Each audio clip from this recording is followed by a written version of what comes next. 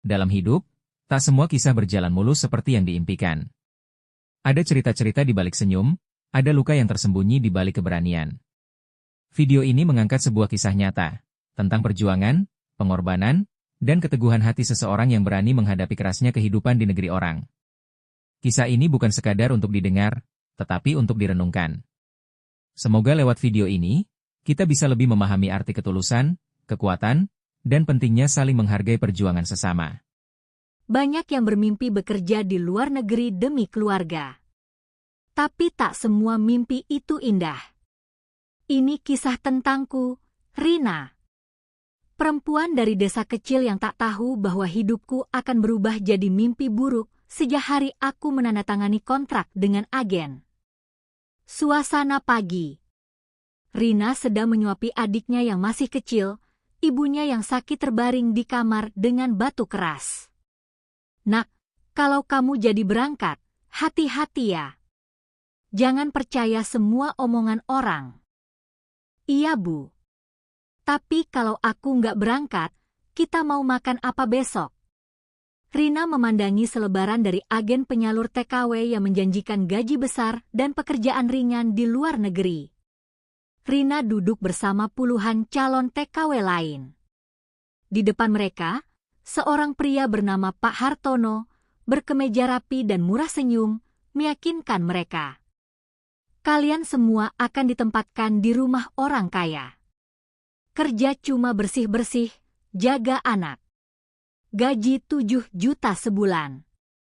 Makan ditanggung, tidur ada kamar sendiri. Enak, kan? Pak Hartono, ramah.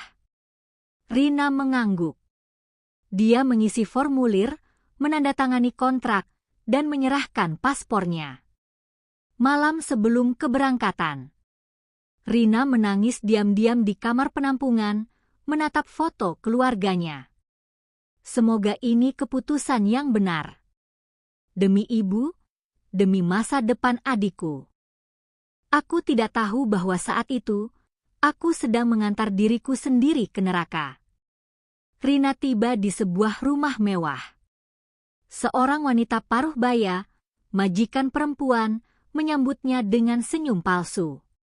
Di baliknya, berdiri seorang pria bertubuh besar dengan sorot mata tajam.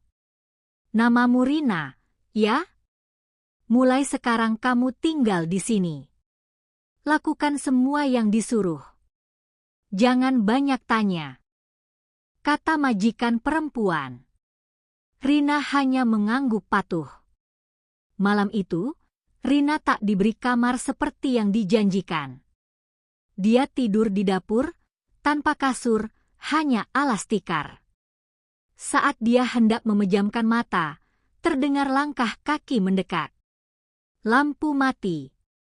Suara pintu terbuka perlahan. Dan malam itu, neraka itu membuka pintunya pertama kali.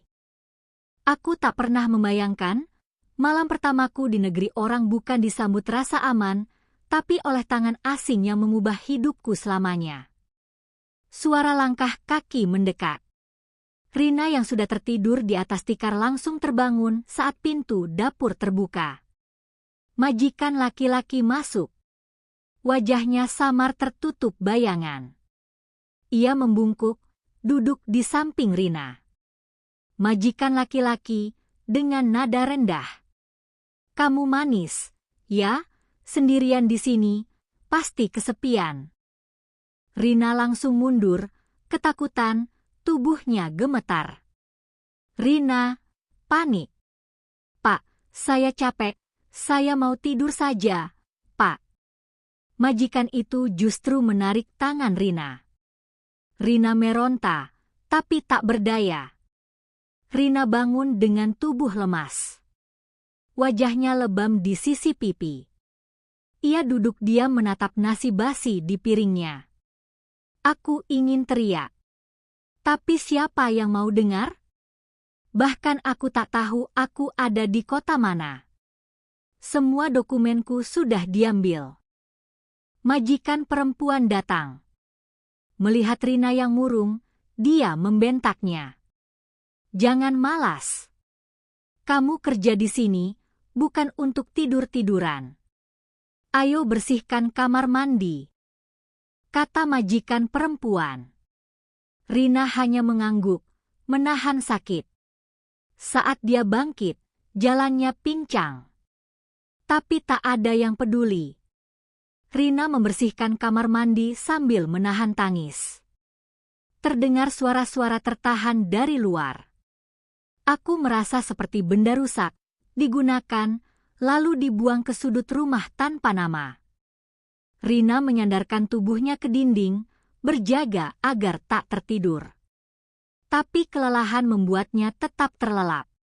Beberapa saat kemudian, langkah kaki berat kembali terdengar. Pintu dapur terbuka. Bayangan lelaki itu kembali muncul. Majikan laki-laki. Jangan coba-coba melapor. Kamu pikir siapa yang akan percaya? Kamu cuma pembantu ilegal. Rina mencoba kabur, tapi majikannya jauh lebih kuat. Rina kembali diseret ke sudut dapur. Rina duduk di pojok taman, wajahnya kosong. Seorang tetangga, wanita tua, yang lewat menatapnya lama, seolah tahu sesuatu. Tapi dia hanya melanjutkan jalan. Mereka semua tahu, tapi mereka memilih diam. Rina menatap pisau kecil di dapur. Ia menggenggamnya erat. Kamera menyorot wajahnya yang kini berubah, penuh luka dan tekad. Aku harus keluar dari sini, atau mati di tempat ini.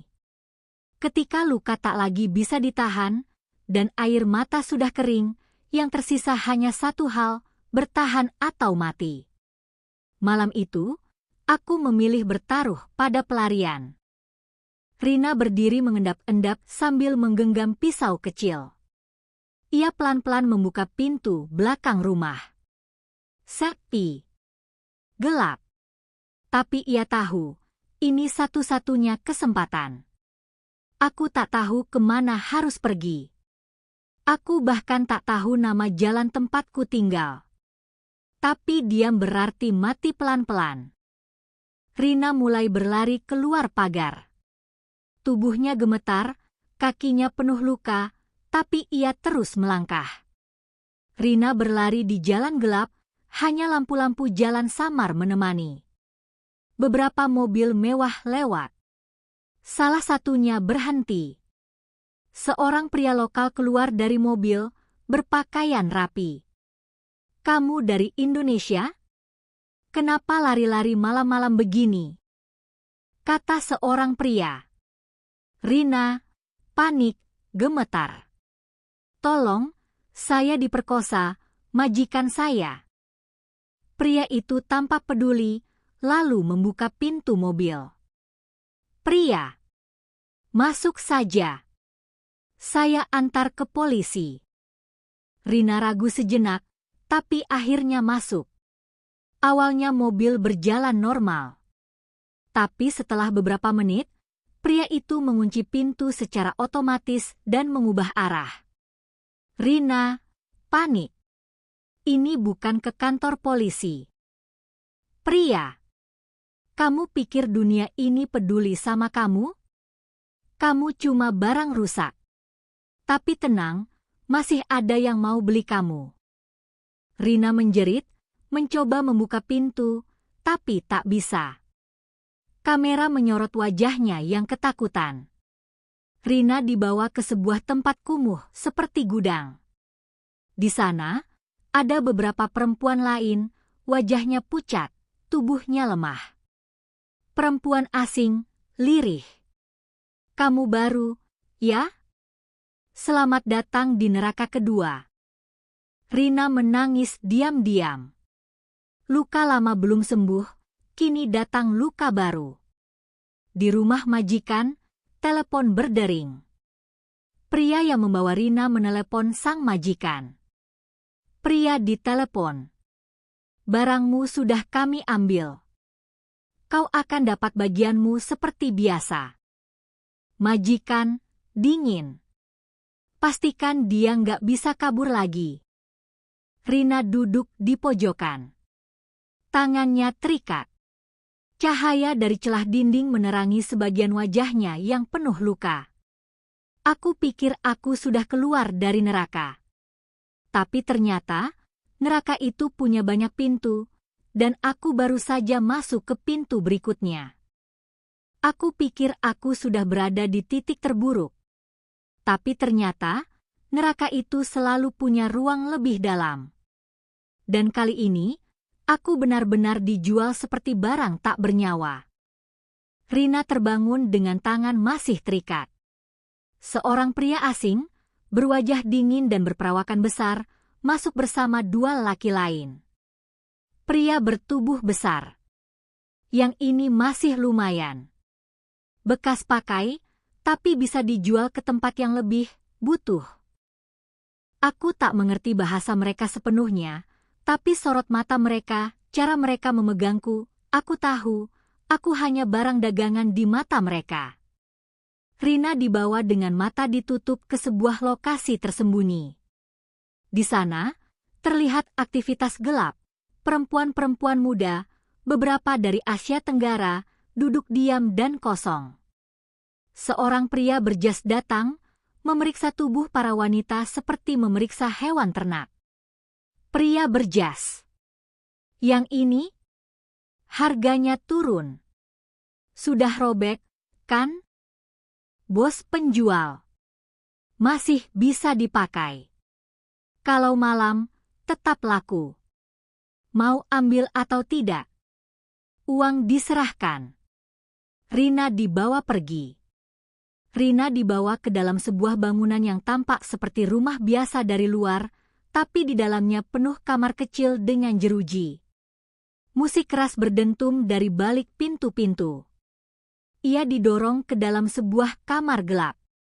Seorang perempuan tua mendekatinya. Perempuan tua, sinis. Kamu yang baru? Hentikan tangis. Mulai malam ini, kamu kerja. Kalau tidak, kamu nggak akan dikasih makan. Rina hanya bisa terdiam. Tangannya gemetar. Suara tangisan samar terdengar dari kamar lain.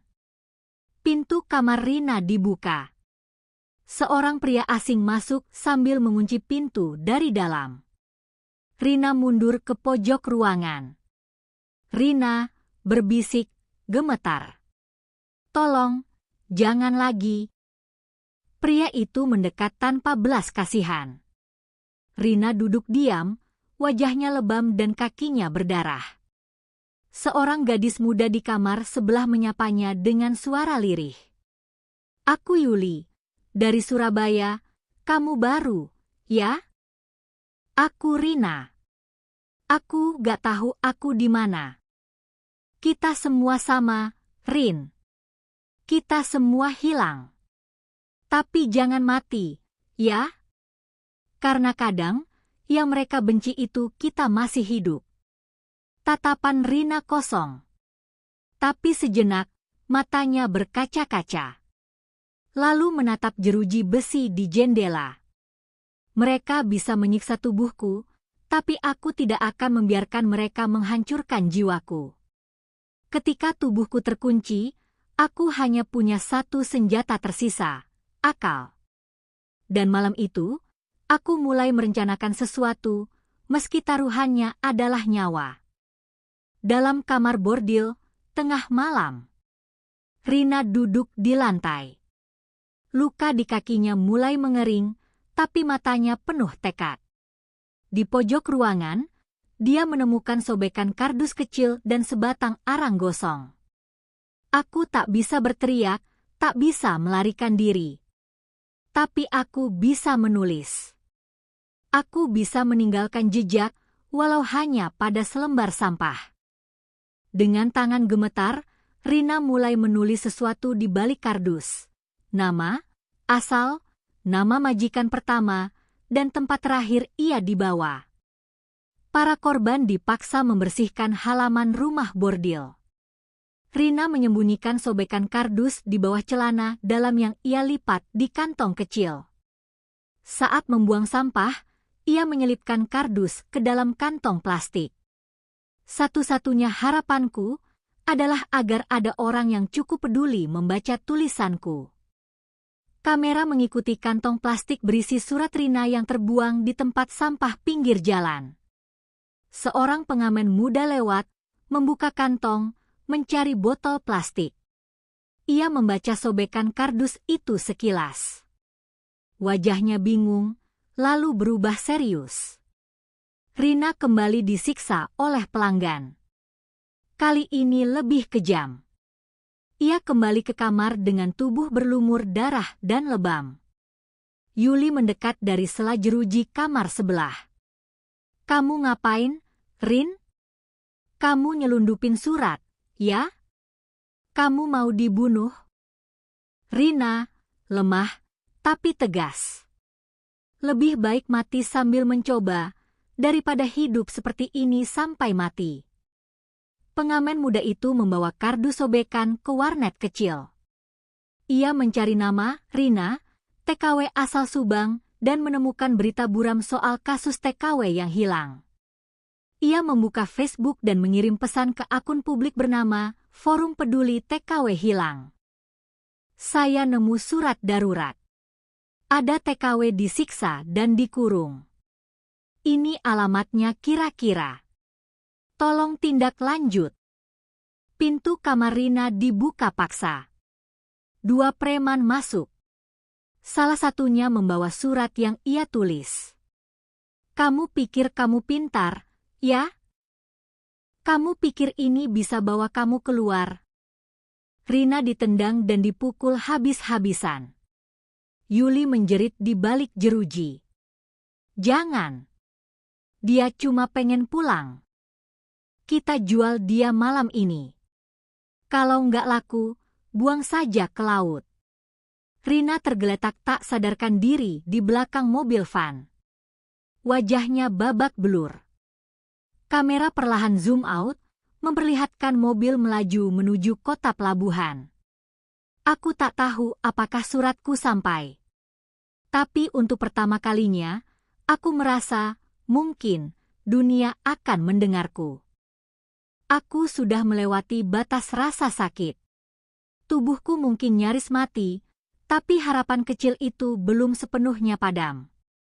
Namun malam itu, mereka benar-benar ingin membuangku, seolah aku tak pernah ada. Rina tergeletak tak sadarkan diri di bagian belakang van. Mulutnya berdarah, tubuhnya lebam. 2 pria duduk di depan, berbicara dalam bahasa yang tak ia mengerti. Preman 1. "Kalau nggak laku, buang saja ke pelabuhan. Tak ada yang cari budak rusak seperti dia." Preman 2. "Sudah saatnya kita bersih-bersih masalah." Mobil berhenti di area kosong, tak jauh dari perairan. Rina diseret keluar. Tubuhnya lemah, hanya bisa mengerang pelan. Preman 1, dengan dingin. "Selamat tinggal, boneka rusak." Mereka melemparkan tubuh Rina ke laut. Kamera mengikuti tubuhnya tenggelam perlahan dalam air yang dingin dan gelap.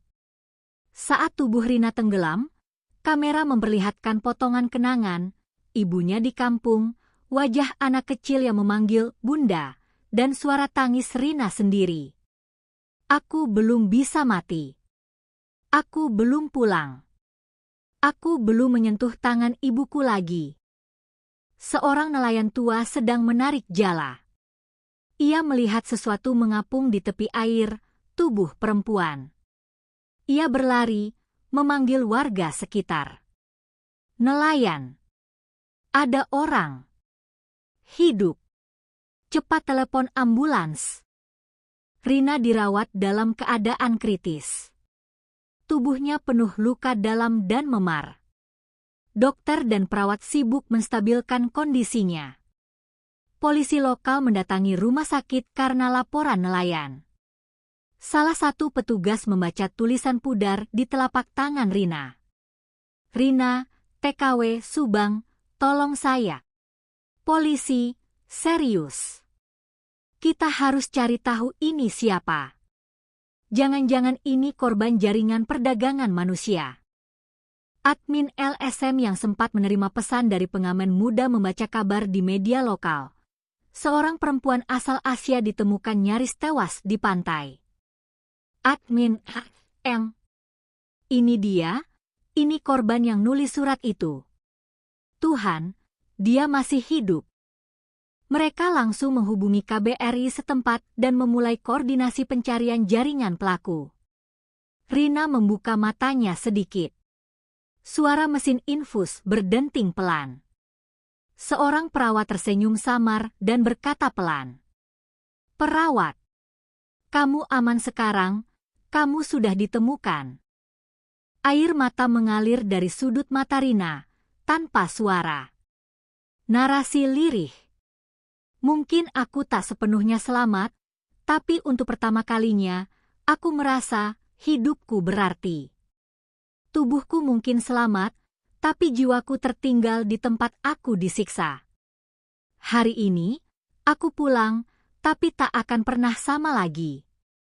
Rina duduk lemah di ranjang rumah sakit, matanya menatap kosong keluar jendela. Perwakilan KBRI datang menghampirinya bersama relawan LSM. Perwakilan KBRI, lembut. Kami sudah tahu siapa kamu. Kami akan bantu proses pemulangan ke Indonesia. Dan, jaringan yang menyiksamu sedang kami buru. Rina hanya mengangguk pelan. Tangannya gemetar saat memegang segelas air. LSM dan kepolisian setempat bekerja sama dengan Interpol menyerbu rumah bordil tempat Rina dulu disekap. Preman-preman ditangkap. Yuli dan beberapa TKW lain ditemukan dalam kondisi lemah tapi masih hidup. Yuli menangis. Rina beneran selamat? Ya Allah, dia selamat. Polisi mengamankan barang bukti, termasuk dokumen ilegal, paspor TKW, dan catatan transaksi. Rina, mengenakan jaket dan kacamata hitam, melangkah perlahan menuju pesawat. Wajahnya penuh bekas luka, tapi juga keteguhan. Aku tidak pulang sebagai pahlawan. Aku pulang sebagai bukti bahwa sistem telah gagal, tapi juga sebagai suara untuk mereka yang tak bisa bersuara. Di kampung halaman, Ibu Rina berdiri di depan rumah sederhana. Seorang anak kecil, berumur 6 tahun, berlari ke arahnya. Anak menangis. Bunda. Bunda pulang. Rina memeluk mereka erat. Ibu Rina menangis sejadi-jadinya sambil memegang wajah anaknya. Rina menjadi narasumber di forum peduli buruh migran. Wajahnya masih menyimpan trauma, tapi kini ia berani bicara. Rina, tegas.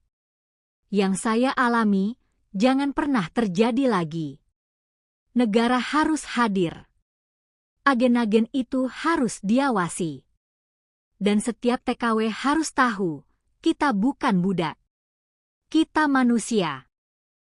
Orang-orang di ruangan terdiam, lalu memberi tepuk tangan pelan. Rina berdiri di depan makam tanpa nama. Ia meletakkan bunga di sana. Banyak dari kami tak pernah pulang. Tubuh mereka dikubur diam-diam. Tapi hari ini, aku berdiri untuk mereka.